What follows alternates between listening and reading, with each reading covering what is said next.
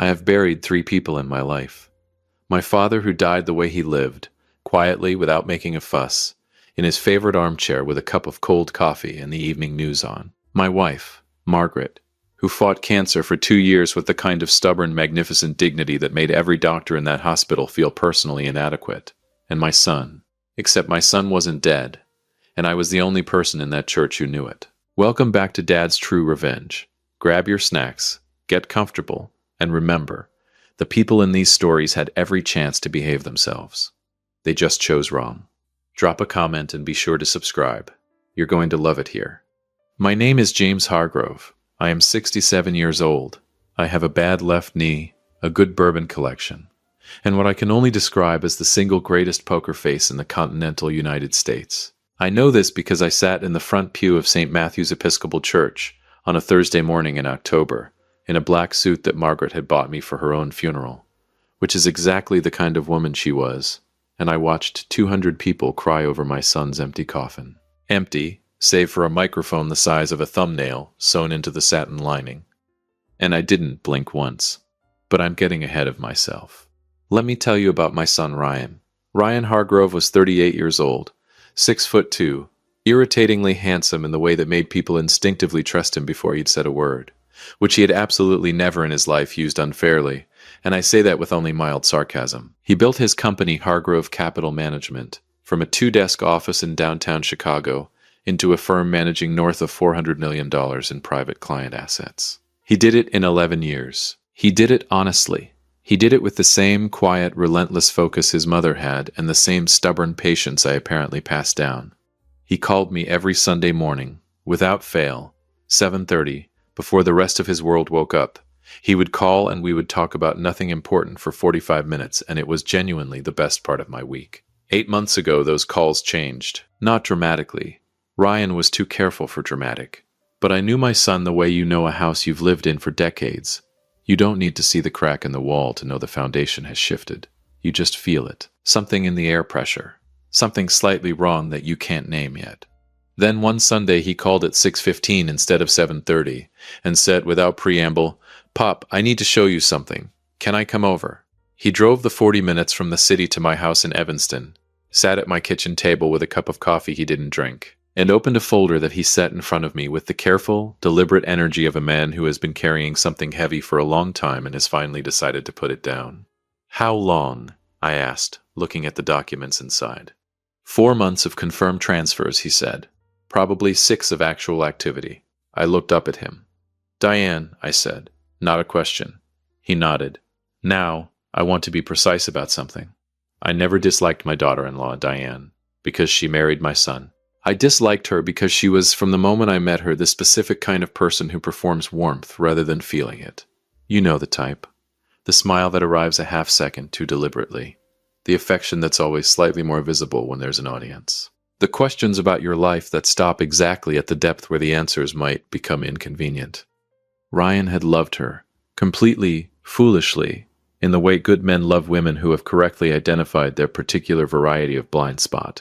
They'd been married 6 years, no children, which Diane had always framed as a choice and which I had quietly suspected was a calculation. The man in the folder, the one moving money with Diane through a shell company incorporated in Delaware, his name was Scott Mercer, 35, financier, the kind of aggressively handsome that came with the specific confidence of someone who had never once been told no by anyone who mattered. Ryan had been building the case for 4 months, quietly, alone. The way we Hargroves do things. "Why didn't you come to me sooner?" I asked. He looked at me across the table, and for just a moment, beneath the composure, I saw my son, the real one, the one who used to fall off his bike and refuse to cry until he was around the corner and thought I couldn't see him, because I needed to be sure before I said it out loud, he said. Saying it out loud makes it real. I reached across the table and put my hand over his. We sat like that for a while. Then I said, "All right, so what's the plan?" And my son, my brilliant, infuriating, magnificent son, smiled for the first time since he'd walked through my door. "Pop," he said, "I'm going to need you to come to my funeral. I want to describe to you the specific experience of watching your son rehearse being dead." The plan was Ryan's, architected over 3 weeks with the help of 2 people. His attorney, a sharp woman named Carol Wen, who had the energy of someone who had been waiting her whole career for exactly this kind of case, and a physician named Dr. Marcus Webb, who had been Ryan's college roommate, who owed Ryan a favor of a vintage I was not made privy to, and who had the calm, unflappable demeanor of a man who found the whole thing professionally interesting. The medical piece was elegant, in a cold sort of way, a compound that lowered Ryan's vitals to levels consistent with cardiac death. Temporary, controlled, reversible. Dr. Webb would certify the death. The funeral home director, a third-generation man named Harold Finch, who had known our family for 30 years, and who accepted the situation with the practiced, sorrowful professionalism of someone who had seen genuinely everything, would handle the rest. The coffin had 4 things inside it that a normal coffin does not: a concealed oxygen supply, a body temperature regulator, a heart monitor transmitting to Dr. Webb's phone, and the microphone. Ryan needed Diane and Scott to say something incriminating, in a space that could be reasonably construed as private, that would add to an already substantial but not yet airtight financial case. He needed them comfortable, confident, grieving in the way people grieve when they're mostly relieved. They'll talk, Ryan told me, 3 days before. People like Scott always talk. He won't be able to help himself. He'll want to perform. He'll want her to see him being powerful at my funeral. You know this man well, I said. I know men who think they've won, Ryan said. Same thing. My job, my one singular critical job, was to sit in that front pew, in Margaret's suit, and grieve convincingly. I practiced in the mirror twice and decided I was overthinking it. I had 30 years of faculty meetings and neighborhood HOA disputes, and one particularly brutal Thanksgiving where Margaret's sister brought her new boyfriend who sold cryptocurrency. I could sit still and look devastated. I had range. The service was at 11. St. Matthew's was full by 10:45. Ryan had been well-liked, genuinely, broadly, the way people are liked when they've spent a decade doing business honestly in a city that doesn't always reward it.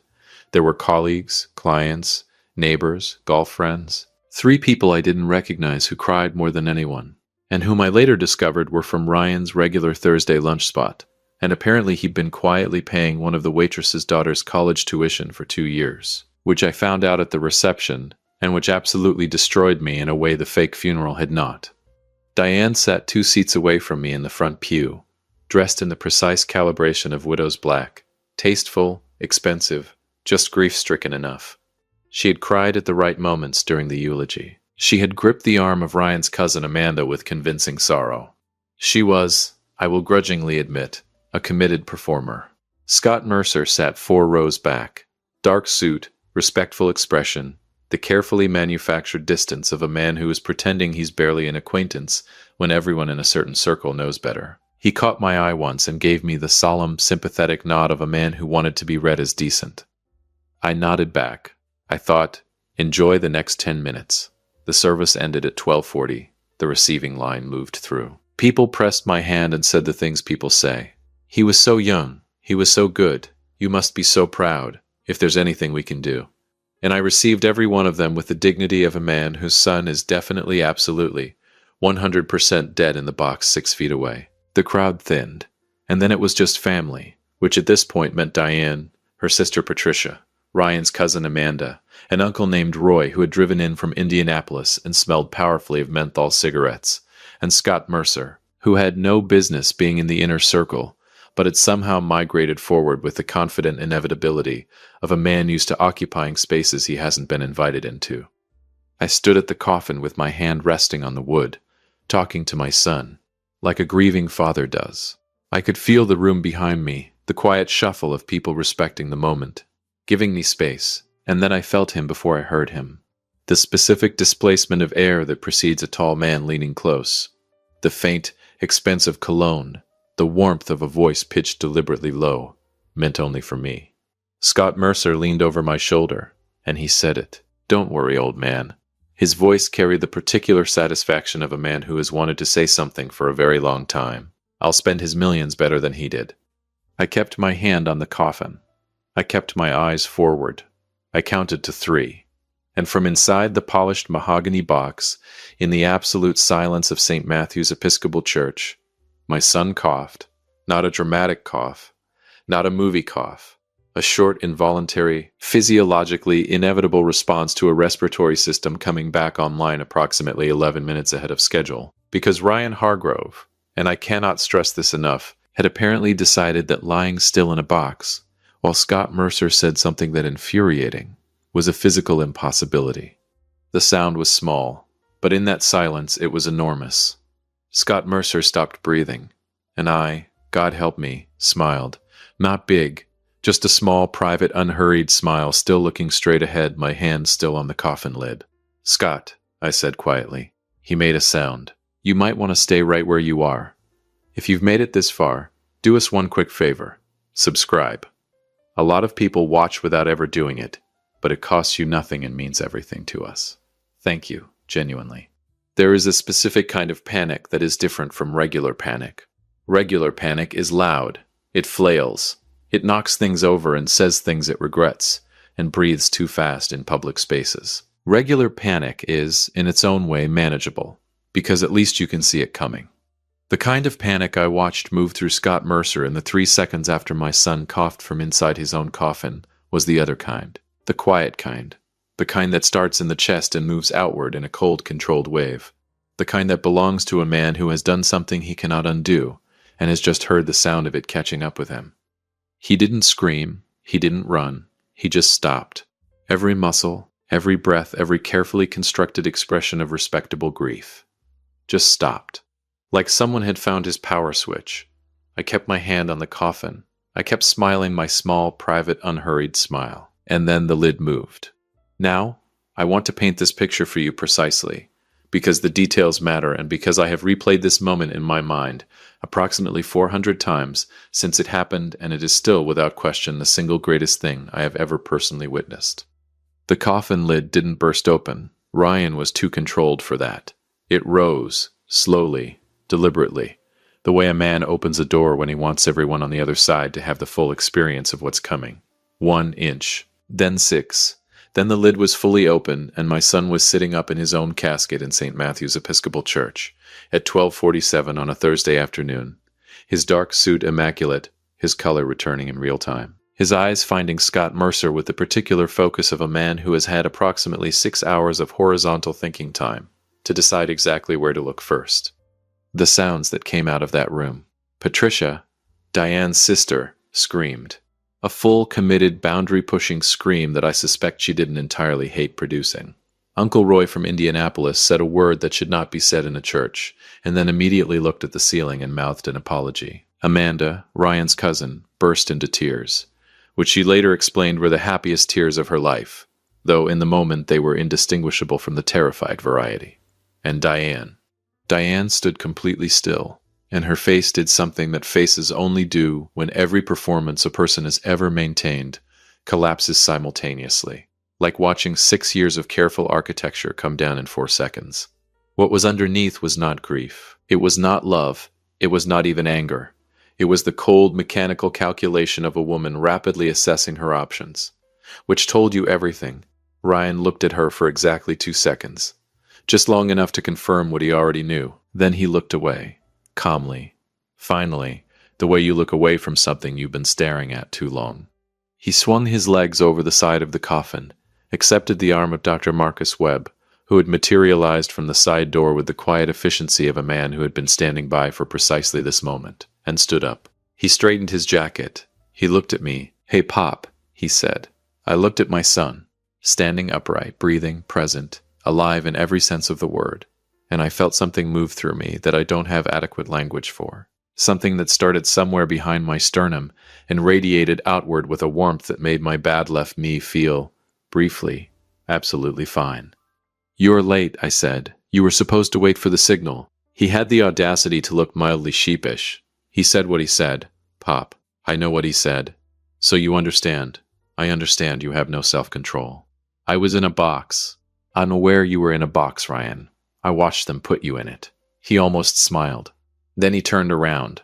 The room had gone the specific quality of silent that happens when approximately 15 people are all trying to process the same impossible information simultaneously. Patricia had stopped screaming and was now simply standing with both hands pressed to her face, breathing through her fingers. Uncle Roy had sat down heavily in the nearest pew and appeared to be having a private conversation with the Lord. Amanda was still crying, but had begun laughing inside the crying, which is its own remarkable sound. And Scott Mercer. Scott Mercer had not moved. I want to give him this much. He had more composure than I expected. A lesser man would have bolted for the door the moment the lid started rising. Scott had the survival intelligence to understand, in that first horrible second, that bolting would be the worst thing he could do.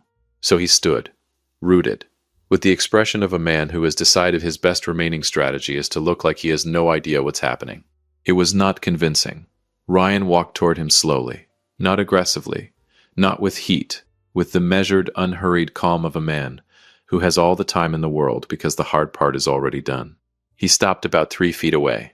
The two men looked at each other, and Ryan said, pleasantly, "Scott." Scott said nothing. "You look like you've seen a ghost," Ryan said. Still nothing. "That's all right," Ryan said. "You don't have to say anything. You've already said everything that matters." He tilted his head slightly.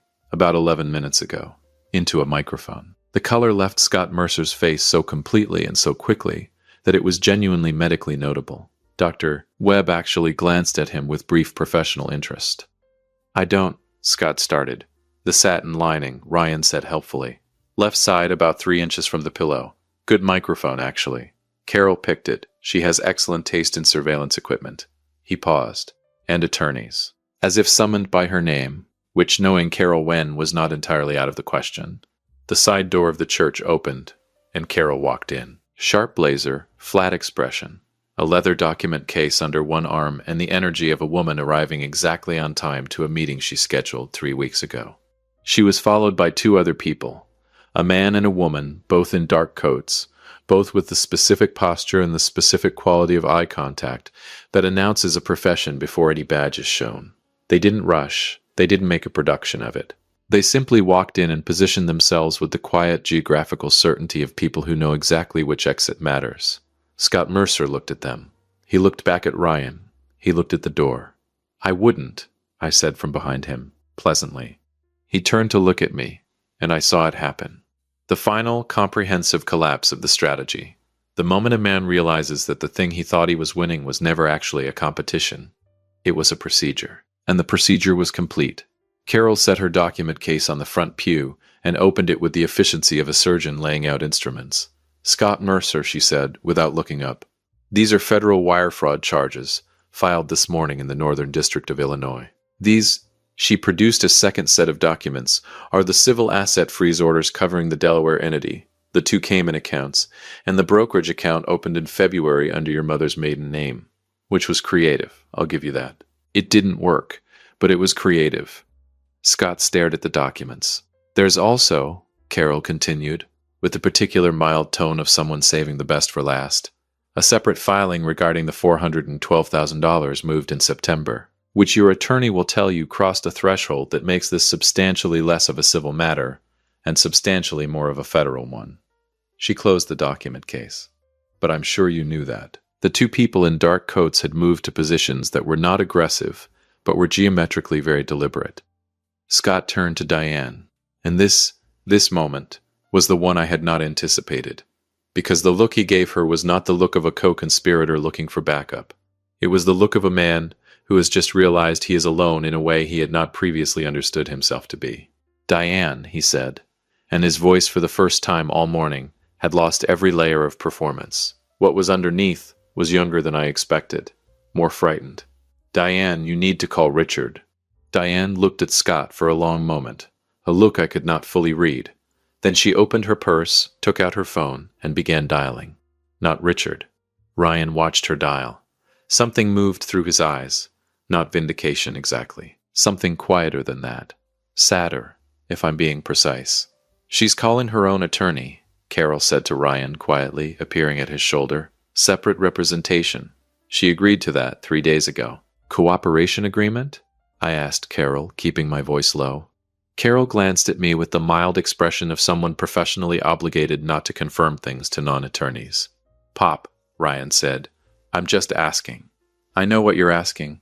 She's still the mother of your—" "She's not pregnant, Pop." I stopped. He said it without looking at me, still watching the room, still composed. Just a quiet statement of fact, delivered the way my son delivered all the hardest facts, directly, without cushioning, because he had learned from watching me that cushioning hard facts was just a way of making them last longer. Diane told me 4 months ago, he said. That was the first thing. Before I found the transfers, before I found Scott, she told me she was pregnant, and I started. He paused briefly. I wanted to believe it. I did everything you do when you believe something. And then I found out she wasn't, had never been. It was a strategy to buy time, to keep me emotionally. He stopped again. To keep me still. I stood next to my son in the church where we had pretended to bury him, and I thought about Margaret, and about the Sunday morning phone calls, and about all the ways a person can be loved badly by someone they loved well. I put my hand on his arm. He covered it briefly with his own hand, just for a second. Then he straightened. Scott was escorted out at 1:15. He walked between the two federal agents with the diminished, slightly bewildered quality of a man whose body hasn't yet caught up with what his mind already knows. At the door he turned back. I don't know what he was looking for. Some final thing. Some version of this that made sense. He found Ryan watching him calmly from the front of the church. And Ryan said, across the full length of St. Matthew's Episcopal, in a voice that was even and clear and entirely without malice, I hope you spend the next few years thinking about what you actually wanted, Scott. Because it wasn't the money. People who actually want money are usually smarter about how they take it. Scott stared at him. Whatever it was, Ryan said, I hope you figure it out. The doors closed. The room breathed. Uncle Roy, still sitting in his pew, cleared his throat. Is anyone going to explain to me, he said carefully, what in the entire Lord's creation I just watched? Amanda, still laughing inside the crying, put her arm around him. Roy, she said, it's a long story. I found Ryan standing alone by the coffin 20 minutes later, when the room had mostly cleared and Carol was making calls in the vestibule and Dr. Webb had diplomatically taken everyone else for coffee across the street. He was just standing there looking at it, his hand resting on the edge, almost exactly the way mine had been resting when Scott had leaned in. I stood beside him. We were quiet for a while. How do you feel? I asked. He thought about it honestly, which is the only way Hargroves answer that question. Like I've been in a box for 6 hours, he said. You have been in a box for 6 hours. Yeah, a pause. Also like. He stopped, started again. You know when you've been carrying something so long you forget you're carrying it, and then you put it down? Yes, I said. I know exactly what that feels like. He nodded. We stood there a while longer, father and son, in an empty church on a Thursday afternoon, next to the coffin that had held everything that needed to end so that everything else could begin. Sunday, I said finally, 7:30. You're calling. He looked at me. I don't care what's happening, I said. I don't care if there are attorneys and federal proceedings and whatever else Carol has scheduled. 7:30 Sunday, you call. My son looked at me for a long moment with Margaret's eyes and my jaw, and 38 years of Sunday morning phone calls and everything that meant. Yeah, Pop, he said quietly. I'll call. If you've been listening for a while and want stories like this to keep coming, it really helps if you hit that like button and subscribe. 97% of people never do, but it's what keeps this whole thing running. So thank you for real. There are things you think you know, and then there are things you know. The distance between those two things is where most of life's genuine surprises live, the good ones and the devastating ones alike.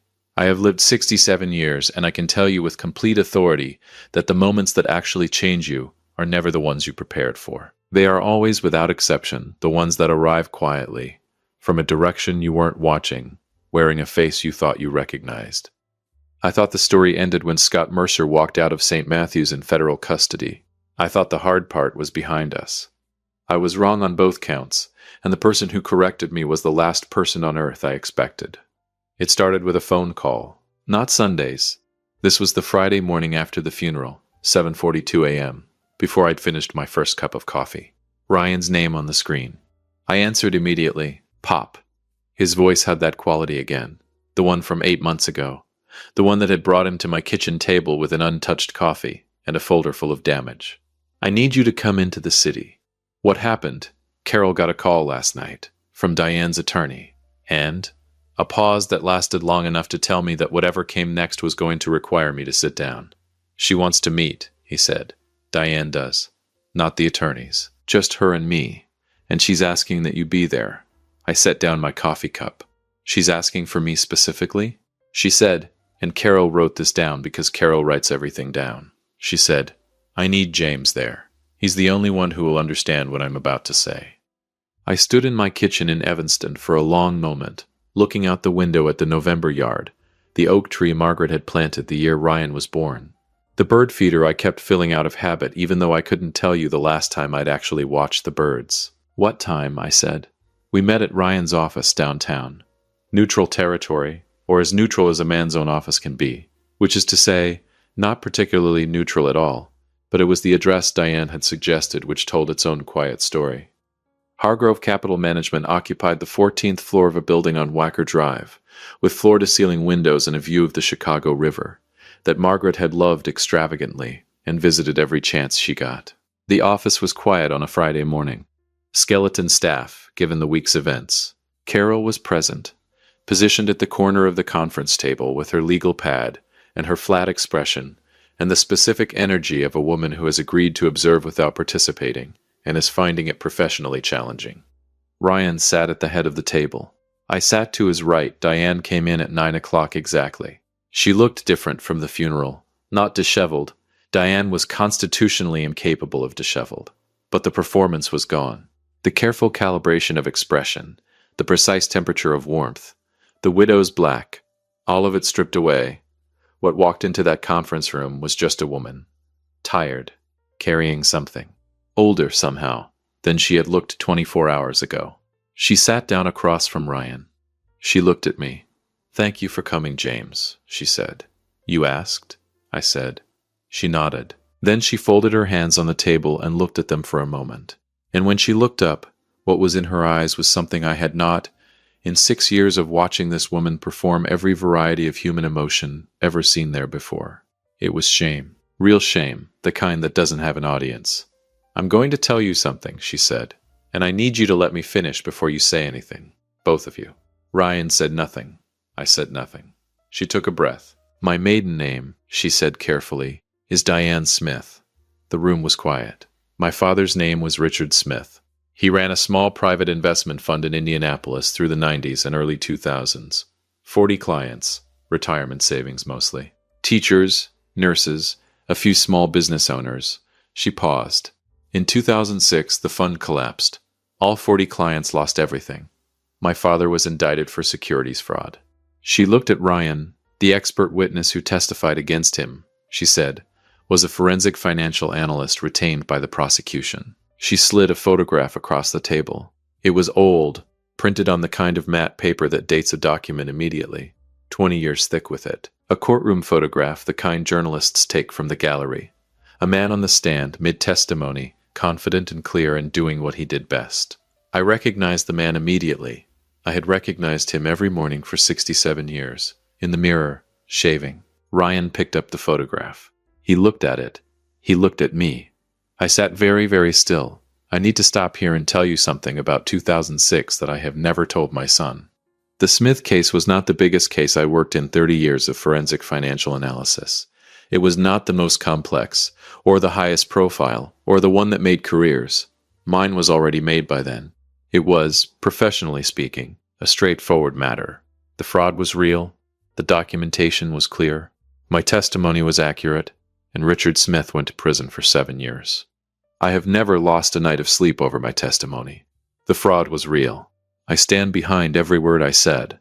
What I had not known, what the prosecution had not briefed me on, what existed only in the human details that legal proceedings have a way of grinding down to irrelevance, was that Richard Smith had a daughter, 17 years old in 2006, a junior in high school in Indianapolis, a girl who lost her college fund, her childhood home, and her father in the same calendar year. A girl who had apparently spent the following 16 years building something. I looked at Diane across the conference table. How long? I said. My voice came out steadier than I expected. How long had you been planning this? I found out who you were 3 years before I met Ryan, she said. I found out about Ryan, about the company, the assets, about a year after that. She held my gaze. I started planning the approach about 18 months before the conference in Cincinnati. Ryan made a sound, not a word, just a sound, quiet, involuntary, The kind that comes out of a person when something hits a place that was not armored because they never thought to armor it there. I kept looking at Diane. The original plan, she said, and her voice was steady in the way that very carefully controlled things are steady, was the company, the assets. I was going to take what I calculated my father's clients had lost, adjusted for what his fund would have returned over 20 years, and I was going to leave. She paused. That was the plan. Was, Ryan said. His voice was quiet, precise, past tense. She looked at him. And here is where Diane Smith did the thing I had not prepared for. The thing that no version of this story I had run in my mind had included. Her composure. That immaculate load-bearing composure that had held through a fake funeral and a federal proceeding, and the complete structural collapse of a 6-year plan. Cracked. Not dramatically. Just a single visible fracture. A tightening around her eyes. A breath that didn't come out evenly. I didn't plan on you, she said to Ryan. Directly, quietly. I didn't plan on any of... She stopped. You're not what I expected. You were never what I expected. Ryan said nothing. I know that doesn't matter, she said quickly. I know what I did. I know what I took. I know that nothing I say in this room changes the charges or the cooperation agreement, or any of it. She looked down at her hands briefly. I'm not here to ask for forgiveness. I'm not. That's not what this is. Then what is it? Ryan asked. She looked at me. I needed him to know, she said, that it started with him, not with you. I needed that to be in the room, on the record, with witnesses, because you spending the rest of your life thinking you were the target is... She stopped again. Drew a careful breath. You weren't the target. You were never supposed to be anything except a mechanism. And then you. Another stop. Longer this time. Ryan looked at the photograph in his hand. His own father, 20 years younger, on a witness stand doing his job. He set it down on the table. He looked at Diane for a very long time. When he spoke, his voice was even. Not cold. Not warm. Something else. Something that exists in the specific register of a person who is feeling too many things simultaneously to let any single one take the lead. Did you love me? He said. Any of it. Any point. The question sat in the middle of that conference table between them like something fragile. Diane looked at him, and for the first time in 6 years I believed every word she was about to say before she said it. Yes, she said. Simply. Without performance. Without architecture. Not at first, but yes. Carol, to her considerable professional credit, did not write that part down. Ryan and I drove back to Evanston together that afternoon. He didn't want to be in the city. I didn't ask questions. He just appeared at my passenger door, and I drove, the way I had driven him places his whole life. The way driving has always been the Hargrove substitute for the kinds of conversations that are too large for stationary rooms. We were on the highway for about 15 minutes before he said anything. Did you know? He said. About her father, about the case. Not until she put that photograph on the table, I said. He nodded slowly. If you had known, he said, when you met her, if someone had told you who she was. I thought about it honestly. I would have told you, I said, and then I would have watched you make your own decision. He was quiet for a while. What decision would I have made? He said. Half to me, half to the window. I don't know, I said, but I think the decision would have been the same. Because the thing that made her dangerous to you, Ryan, the thing she used, was real. On both sides. That doesn't disappear because the context was wrong. He didn't say anything for a long time after that. Then, she was 17, Pop. I know. When you testified. She was 17 years old and you put her father in prison. I testified accurately. I said. Her father committed a real crime against real people. I know that, he said. I know. He pressed his fingers briefly to his eyes. I'm not saying you were wrong. I'm saying she was 17. And that's... He exhaled. That's a long time to carry something. Yes, I said quietly. It is. We drove. The city fell away behind us. The lake appeared and disappeared between buildings, and then we were in Evanston, and I pulled into my driveway, and we sat for a moment in the parked car the way we sat on the phone every Sunday. Present. Quiet. Not needing the silence to be filled. What happens to her? He asked. That's Carol's world, I said. Cooperation agreement, reduced charges probably. She gave them Scott completely.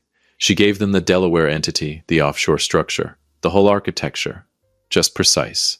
She built it, I agreed. And she handed it over. He nodded. We got out of the car and went inside, and I made coffee. And Ryan sat at the same kitchen table where he'd sat 8 months ago with an untouched cup and a folder full of damage. Except this time he drank the coffee, both hands wrapped around the mug, present. "Pop," he said. I'm going to be all right." I looked at my son across my kitchen table. 38 years old, sitting in the house where he grew up, in the room where his mother had quizzed him on homework and argued about curfews, and loved him with a consistency that neither of them ever fully articulated because they didn't need to. "I know you are," I said, "and I meant it the way you mean things when you have watched a person be built, when you have seen every version of them, the broken ones and the whole ones and every iteration in between. And you know, with a certainty that has nothing to do with optimism, and everything to do with evidence, that they are made of something that bends, but doesn't break." "Sunday," I said, 7:30. He looked up. "Don't be late," I said. He called it 7:28, 2 minutes early, which for Ryan was the equivalent of arriving the night before. I was already at the kitchen table. Coffee made, morning light doing what it does in November, coming in low and long and golden through the window over the sink. Margaret's oak tree throwing its last leaves across the yard. The bird feeder full. I answered on the first ring. "Hey, Pop. Hey, son." And we talked for 45 minutes about nothing important. Which was everything. Scott Mercer pled guilty 14 months later to federal wire fraud and conspiracy charges. He received 4 years in a minimum security facility in Indiana, which his attorney characterized as a victory, which tells you everything you need to know about the case against him. Diane Smith cooperated fully with federal prosecutors. Her cooperation agreement resulted in reduced charges, 18 months of supervised release, full financial restitution, and a permanent bar from securities-related work. She moved back to Indianapolis. Ryan sent her a letter 6 months after the trial. I don't know what it said. I didn't ask. He didn't offer. Some things belong only to the people there between. Hargrove Capital Management did not collapse, did not shrink, did not flinch. Ryan spent the 6 months following the funeral rebuilding what had been drained, quietly, methodically, the way we Hargroves do things. And by the following spring the firm was stronger than it had been before any of it started. Several of his clients sent handwritten notes when the news broke. One of them, a retired teacher from Oak Park who had been a client for 9 years, sent a casserole. Ryan called me the night the casserole arrived and said, with genuine bewilderment, "A woman sent me a lasagna, Pop." "That's what people do," I said. "Why? Because they don't know what else to do and they want to do something. It's the highest form of sincerity." A pause. "It's actually really good lasagna," he said. "Then write her a note," I said. "Tomorrow. By hand." He did. I think about Richard Smith sometimes. Not often, but sometimes. A man who made real choices that caused real harm, who paid a real price, who left behind a 17-year-old girl in a house that was no longer hers, with a future that had been rewritten by his decisions, and then again 16 years later by her own. I think about the distance between justice and consequence, how they overlap imperfectly, how the right thing and the complete thing are almost never exactly the same shape. I think about my son sitting up in his own casket. I think about Scott Mercer's face in the moment before the lid rose, the specific private terror of a man who had leaned over a grieving father at a funeral and decided in that moment of confident cruelty that he was the most powerful person in the room. He was not the most powerful person in the room. He was never close. "My name is James Hargrove. I am 67 years old with a bad left knee and a good bourbon collection, and an oak tree in my yard that my wife planted the year our son was born. I have buried 2 people I loved. I have watched my son climb out of a coffin in a church on a Thursday afternoon and straighten his jacket and say, 'Hey, Pop,' like he hadn't just given me the single greatest moment of my entire life. I have sat across a conference table from a woman who spent 16 years building a weapon out of her grief, aimed it at my family, and somewhere in the middle of pulling the trigger, chose differently. I have learned at 67 that the stories you think you know the ending of are always the ones still being written. And I have learned, or maybe remembered because Margaret tried to tell me this for 30 years, that the most important things are almost never the dramatic ones. They are not the courtroom moments or the coffin moments or the federal proceeding moments. They are the Sunday morning phone calls. They are the 45 minutes about nothing. They are the lasagna from a retired teacher in Oak Park who wanted to do something and didn't know what else to do. They are the bird feeder you keep filling, even though you can't tell you the last time you watched the birds. until one morning you look up, and there they are. If you liked this story, join our community by hitting that like button and subscribing for more real, raw, and family-centered stories. And as always, thank you for being a part of this sphere.